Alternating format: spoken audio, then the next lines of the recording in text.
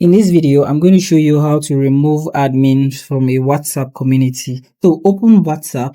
Now once the community is open, tap on the three dots at the top right corner of your screen and you see community info. Tap on this and scroll all the way to the bottom on the community info page. Now this is how it works.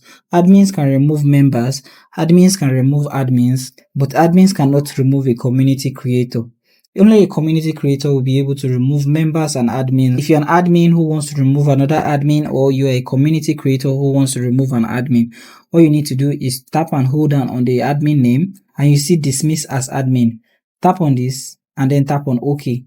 This will dismiss them as an admin and they will just become members in the WhatsApp community. So that's how you can remove admin from WhatsApp community. So thank you for watching this video and I hope you found this video helpful. If you do find this video helpful, like and subscribe. I hope to see you guys in my next video.